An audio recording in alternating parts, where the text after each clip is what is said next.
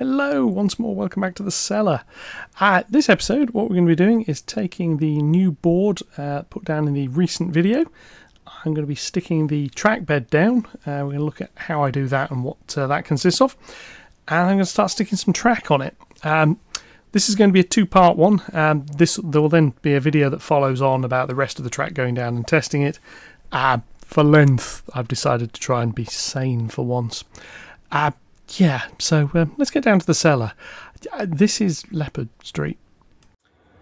So, following on from installing this new board, which is lovely and down here where you can't quite see it, what we're going to do today is get it ready for putting some track on.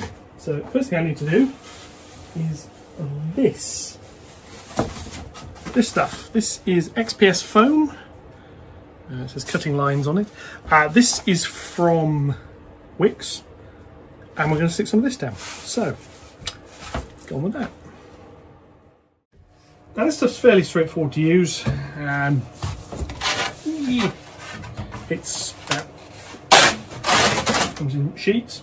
Comes nicely folded. It's about 5mm thick. And what I need to do is basically just stick a piece of it on here. Now, it needs cutting.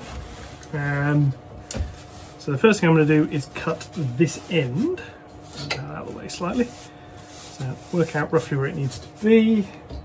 Put a ruler along it, and very easy to cut just with a craft knife. I'm going to cut it roughly, and then I'll come in and neaten it up.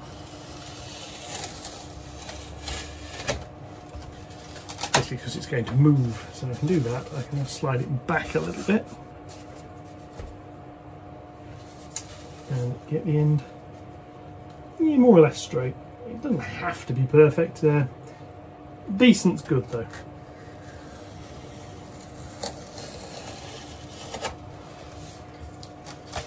And this cuts pretty easily, so it's going to go on there. There's going to be a little bit of a gap, not much, a little bit. And the next job is to cut this side, which is, again, easy to do roughly to start with and then go a bit more detailed.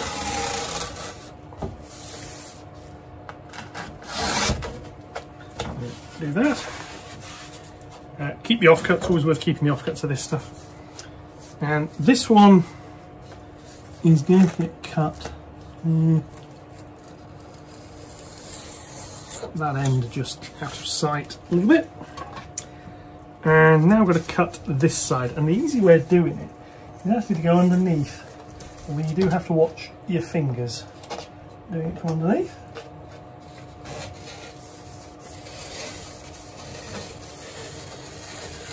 I can just draw the blade along here.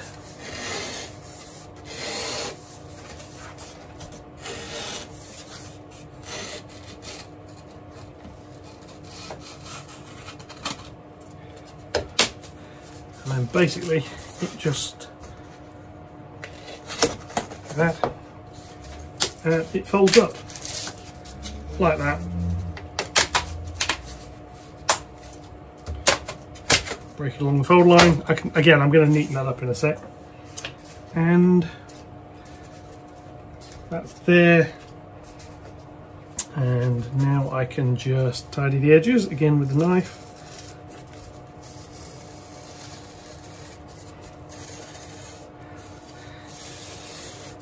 And the purpose of this stuff is, in theory, sound deadening.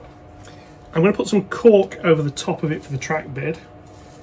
This just provides a little bit more insulation for sound between the trains and the baseboard. Because plywood, as anyone who's ever used it will be well aware, is one of nature's great sounding boards. So yeah, that's going to go to there. I'm going to neaten this end here up a little bit as well.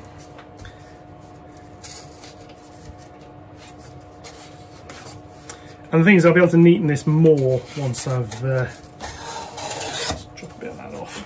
Yeah, I'll be able to neaten this significantly more once this glue has dried.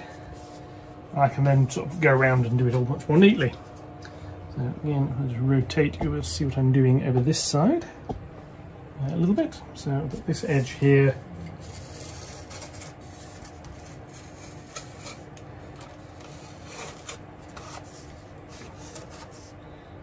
And what I'm doing is cutting until I find the plywood layer underneath.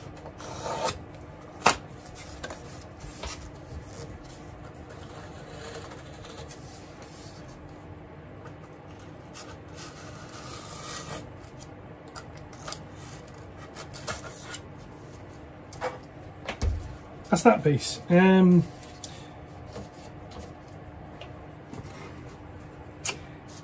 I just need to glue that down, which is fairly easy to do. What I'm going to do is just put a little mark on there, basically so I know where to put the glue. So I'm just going to move that out of the way. The glue that is going to get used is everybody's favourite stinky glue, Copydex. So blob some of this on here. The easy way of doing this is pour a bit on and just spread it around. Doesn't have to do all of it. You want it all around the edges. No two ways about that, because that way it'll stick the edges down. The bits in the middle don't massively matter, to be honest with you. Yeah, you want them done, but don't need to worry about it hugely. So all we're going to do is some of this, and this stuff needs to dry very slightly before you stick stuff down with it. It just helps the glue bond. It becomes slightly tacky. Helped here by the fact it's quite a large area, so by the time I have finished what I'm doing, I'll just rotate you again, this end here. By the time I finish what I'm doing, it'll be ready to do.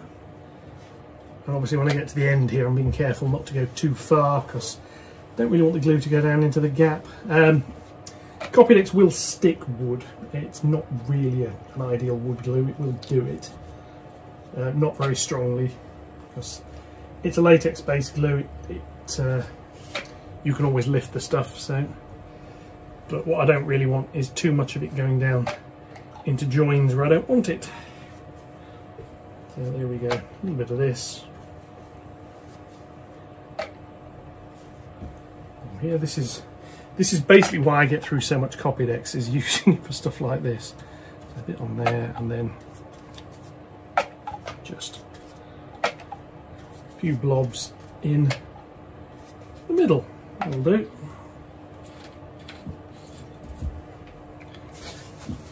And then that comes onto here, sits down, it's pushed into position, and then just rub down. And that's it, and that will grip fairly well. Now the good bit here is now I can test this join at this end, and it's not perfectly level, it's near enough, and by the time the rails are on and it's soldered, it'll be good enough. That's that. I'm going to do the rest, then we'll be back. So that's the XPS phone down. The next step, let's move the camera again slightly, is to use this thing to mark out where the tracks are going to go. This is good because once this is done, I can remove it and be done with the thing, which will make life a little bit easier. So I need a pen. And a pen actually works on this, even though you can't really see it. Because if I hold it in the right place, it will mark the phone with an indentation.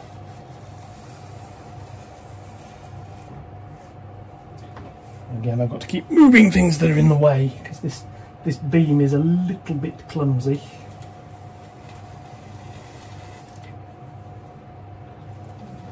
Yeah,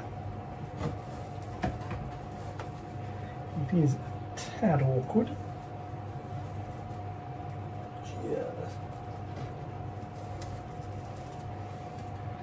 Move the Scotsman back slightly to get it out of the way. So that's that one. And I want the 20.5, which is that one.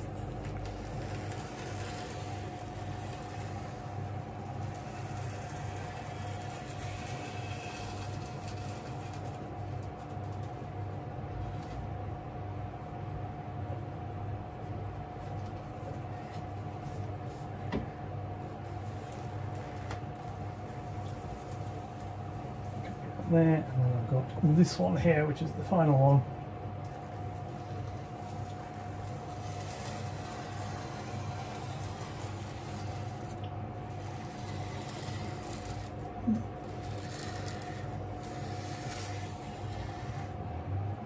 Which comes around there, and then obviously I've got the straight pieces down here to do.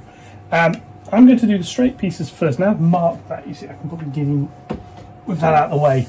I should be able to get in and remove that. The next step, however, though, is marking out the straight ones. Now these let me marked out, so that's how far that's in, about 60 odd. So I'm going to come down here and just make a little mark. That. And as before, the tracks at the other end are a little bit closer together, but the curve radius down here is a little bit easier. So what I'm going to do is I'm going to do the inner one first, because the inner one needs to be where, well, it needs to be where it needs to be. So there you are. That's your top tip for today. Things need to be where they need to be. So I'm going to do that. The very end piece down here, I'm actually going to do... let's move this around here so you can see what I'm doing again. Go back a little bit easier to see. So yeah, I need to bring this cork around here. And get this out of the way. The inner strip needs doing as well. I'm going to do the outer strip first, however, because the outer strip will be better like this.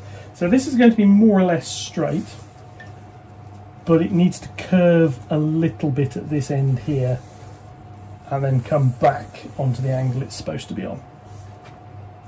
So that's what we're going to do, and I'm going to find my knife wherever that's gone,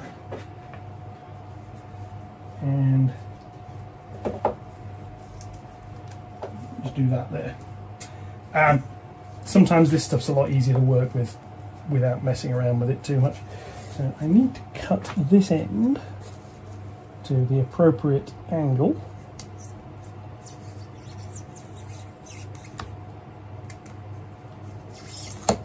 Just like that. This can have a small gap. So that's going to be like that, and then I'm going to be bringing it round down here like this. Now when I did the other side, I put the glue on the board. Here I'm going to put the glue on the cork. Doesn't make a whole lot of difference. I just find it slightly easier to manipulate some of the cork this way. And we'll put a decent amount of glue on the back of this. And again, I'm going to let this dry for a minute or two. It'll just soak in a little bit, it'll just start to dry, and then it will grip slightly better. It's probably going to be a little while before I put the track down on this. Basically I've got quite a bit more wiring to do. I might run a few lengths down as sidings. Because that way I've got more siding space. You can never have too much siding space. It's a bit like bookshelf space, there's never enough. So what I'm going to do is let that just cure for a moment or two. So yeah, I'm probably going to run some, bring the track, so I'm certainly going to bring the inner track through and run it round. I'm probably going to leave the space over there, which you can't really see because I'm pointing in a different direction to where the camera's going, over there between the board edge and where the insulating joiners are. I'm probably going to fit that bit of track but leave it unpowered, because until I've powered that I don't have to worry too much about the reversing join. What I'm going to do is start that there, like so. It's gripping nicely.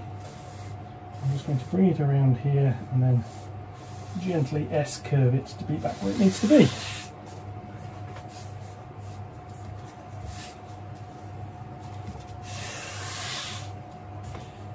And that, it'll basically allow me to bring the track round and then get it ready for the alignment for this end.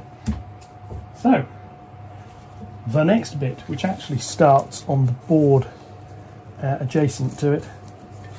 So I do actually need to just I need to trim a little bit of that. I can just leave a little bit of a gap, actually, it's not that big a deal.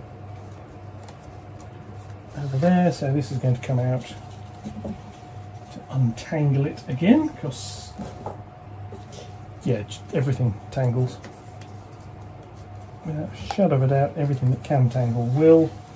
And it'll come to down here and broken again. So yeah, I'm going to carry on doing this, and we'll be back. Okay, evening work finished. Pantograph arm has been removed. I now have the cork as paint tin just helping hold a piece of it down. I now have the cork all the way around, so if we send the camera around, you can see how the track slews slightly going this way.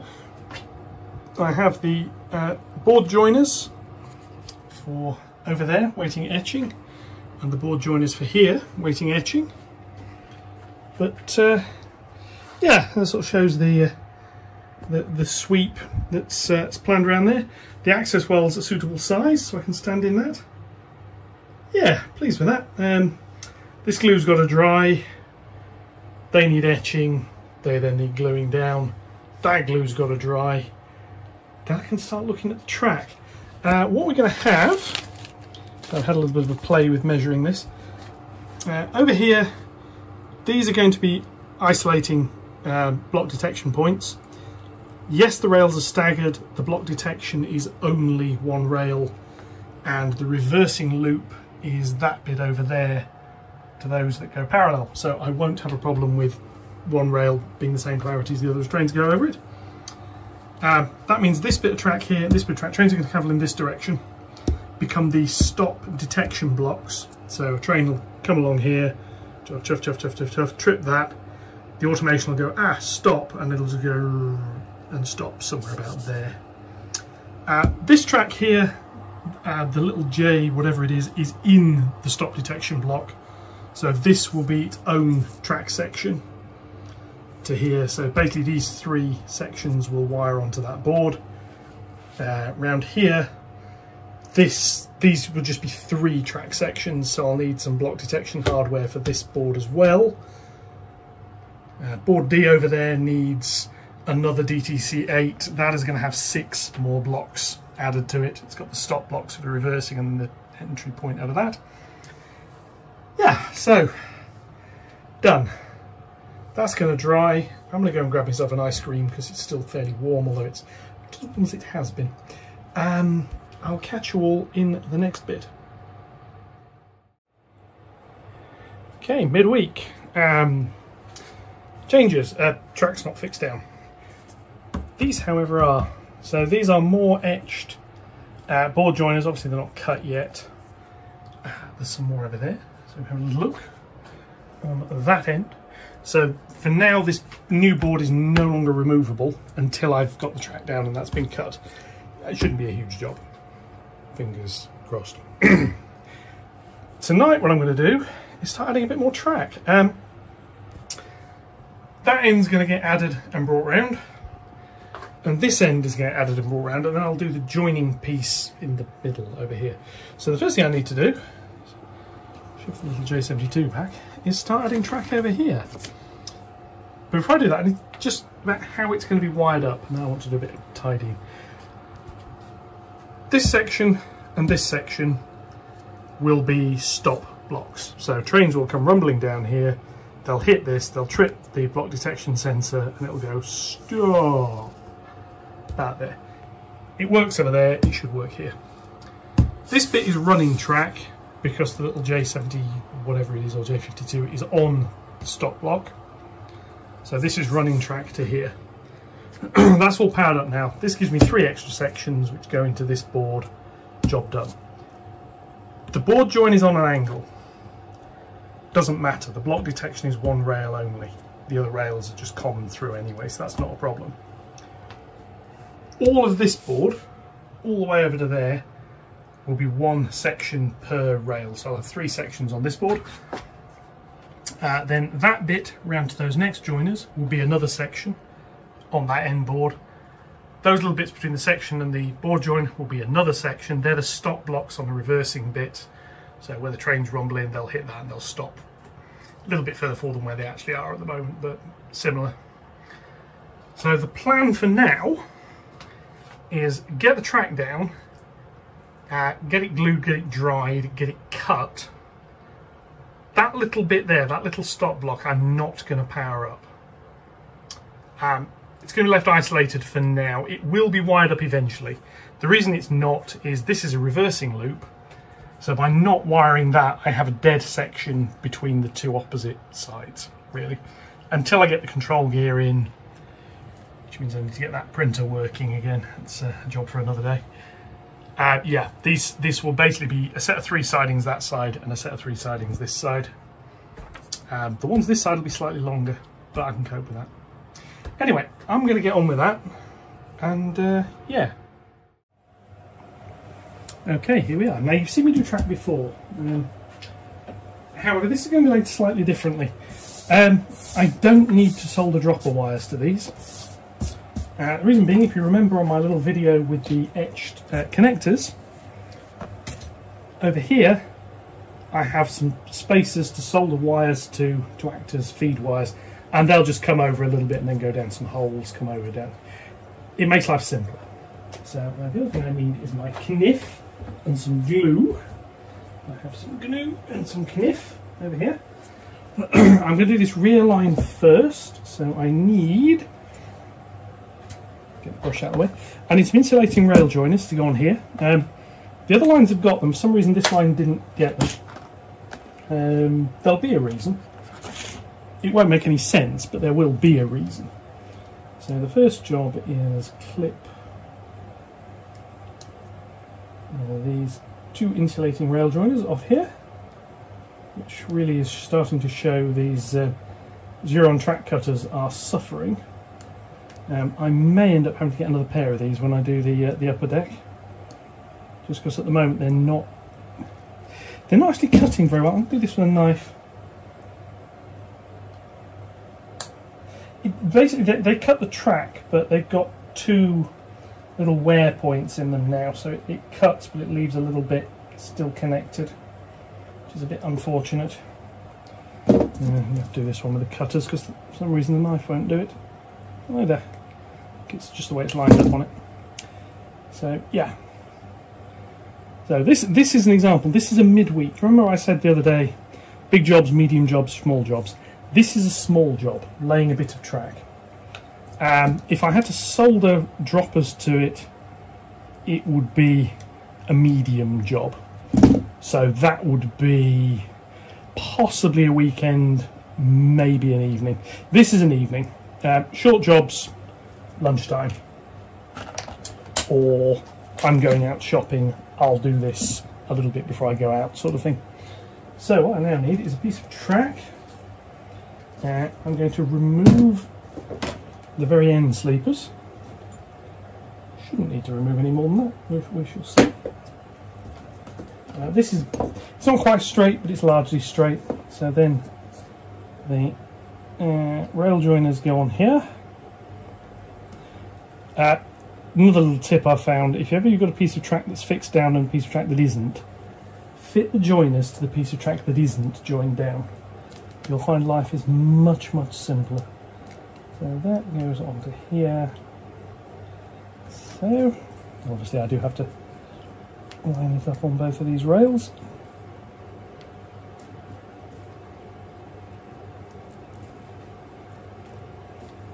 It's always fun with the insulating rail joiners because they never actually want to join the rails. Move this way slightly.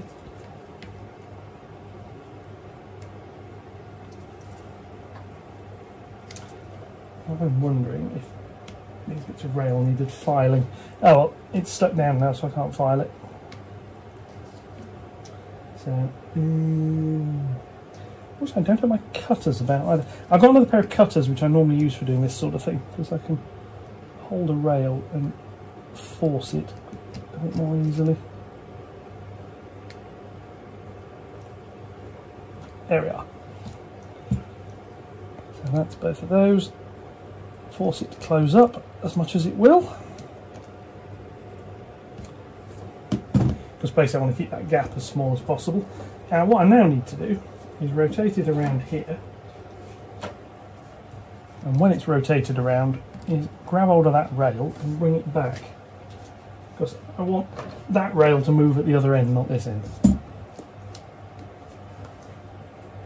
And it's going to come all the way around here, over that joiner, and it will run round to over there. And what it will do in the meantime is give me a nice size siding. I now need to remove the rail joiners from here. At the end, interesting, I'm not going to cut. This is going to go metal joiners at this end over here. Now, as you can see, I'll bring you over and have a little look. Get the camera to point in vaguely the right direction. The rails are different lengths. It's going to get metal joiners on it. I don't care. Basically, I'll just put a joiner on that one and a joiner on that one, and I'll adjust the other tracks. It's going into a curve anyway, so I'm going to have to cut the other rail. So the next job is remove some sleepers. And I'm going to do the ones at this end first. Doesn't really matter what order I do these in, but I'm standing at this end, so I'm going to do this end first. Next up, I need to remove all these ones here in the middle that I don't need. So roughly where I'm going. There's a join on that side anyway, which is helpful. Go there, and this one probably there. Ah. And when you're taking these off, you do need to be a little bit careful. It's very easy to grab them and twist them off. The problem with that is if you're not careful, the rail twists where you don't want it to twist.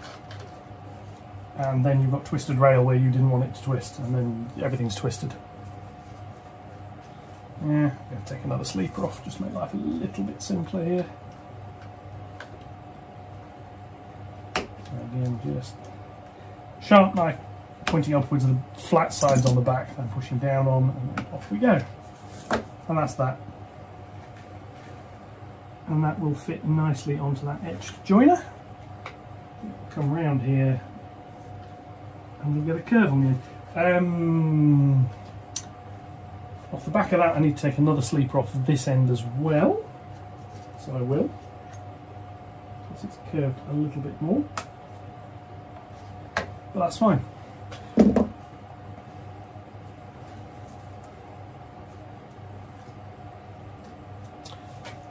And that'll be that piece of track. Yes, it needs gluing. Obviously, it needs gluing.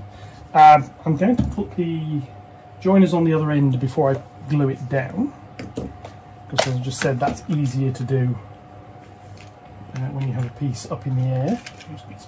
And this end is metal joiners, which is slightly easier to work with. And again, clip in the middle. There we go. I'll just fit these and I shall be back with you. Now, as a trick I saw, that there are various jigs you can get for putting fish plates on the end of rail more easily. It's not something I've ever really found to be a huge problem, although I can see why some of these jigs are rather useful. So get that there. I can't. What I'd like to do is put track setter in there. This bit of track isn't straight though, it is a gentle curve, so unfortunately I can't. What I'm going to do now is that is now where it needs to go. And yeah, I don't want to put this middle piece in over here first. Spare sleepers, might find a use for them at some point. So this is now going to get lifted off there, so that the good old copy decks can go down, and then we'll be back. Because again, this is sort of my go-to for sticking track down, and it works quite nicely. You can remove the track later in a way that you can lift track that's done with PVA. You tend to find what you want is water-soluble PVA if you're going to be doing track. Obviously, unless you're doing it outside, in which case you want the outdoor woodworking version, which is not water-soluble. But what you want here is this as well stuck down as possible, especially near the board joins. I tend to put a little bit more glue there. Those board joiners are glued down themselves, obviously, which will help. But yeah, so this is a medium job. Once I've stuck these three down, before I can stick any more down to them, these three need to be dry. So in effect, what you end up with is I will do one piece of track on each of these lines tonight at this end. I will then go back round and do the other end, and that'll be that. That goes around there. And that's that. And what I'm going to do is remove the little loco, put him over there, out of the way, and roll some wagons over it.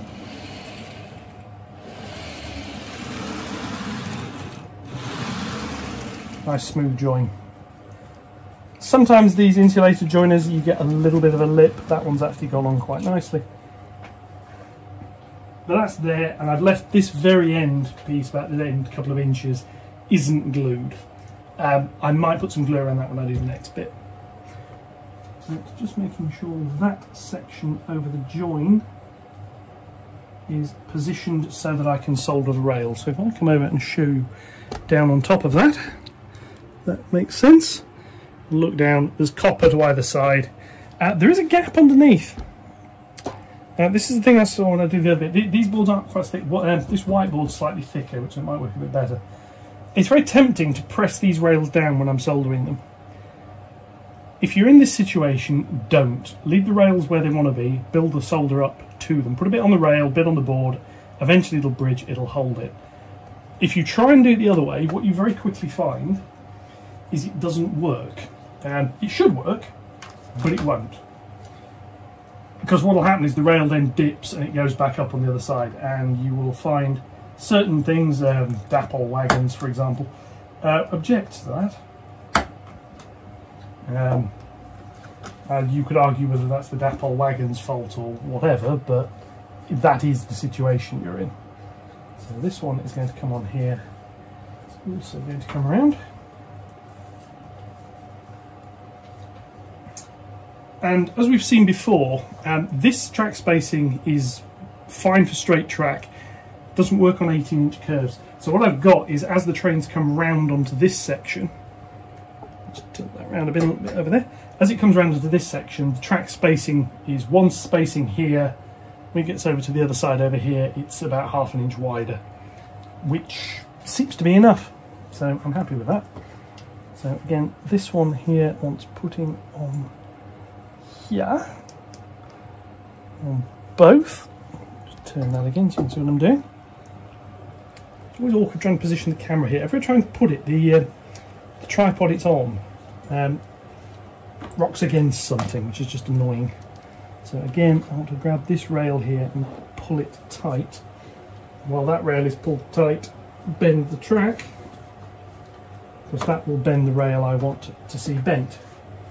Well, not bend, it'll mean the end gap goes to where I want it to be, with those bits there staying smooth. Now that needs to come over slightly because I want it to pull away from this point. Go parallel around there, around there, around there, all the way around here. So again, remove the sleepers around the joint sections. So over here it will be, probably will be one this time at this end. Will do.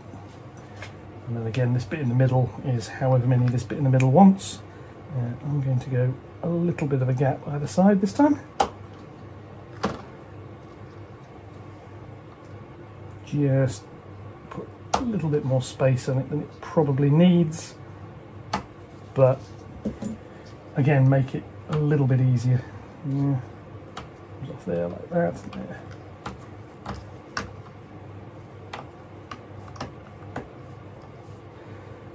And it's worth keeping the spare sleepers as well. And just, and if nothing else, you can use them as loads for wagons, which is something else, or just rubble.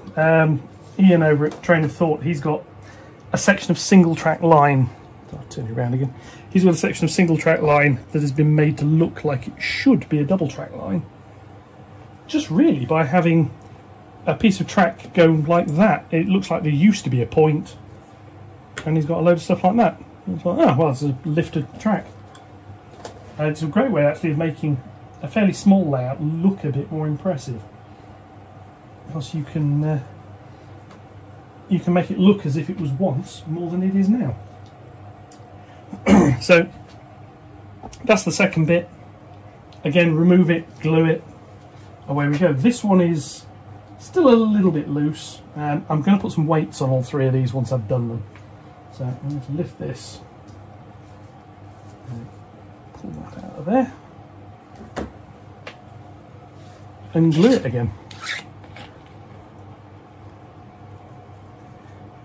Now obviously until these have got wires connected to them and everything, I can't run trains over it. One of the little jobs I was doing earlier, I had a little bit of an audit of the state of the wiring I've got, because I need more bus wires and things to power this board up with. So I'm going to have to place an order with Railway Scenics again, which is where I get most of the sort of wires for the layout from, unless I do really need a lot, in which case I'll get a reel from somewhere. But yeah, it works, and Steve delivers rather nicely and rather quickly, so yes.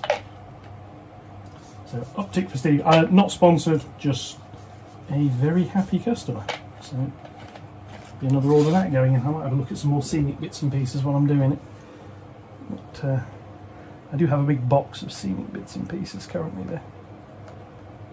They both slide into there, that comes around here. That needs to be spaced out a little bit. Again, this is where track setters are nice sizes. It would actually be quite nice to have little 1-inch track setters. It wouldn't be as useful for laying track as such, but they'd be really, really useful for sorting alignment issues out. And it's going to sit there like so. And again, let's run some wagons. Uncouple some of these. A couple of new ones I've got. We have Hornby Hickleton colliery wagon. Hickleton being not far up the road from here. So yeah, quite like that. I've got 2 of those. Would have had 3, but the post office ate one of them.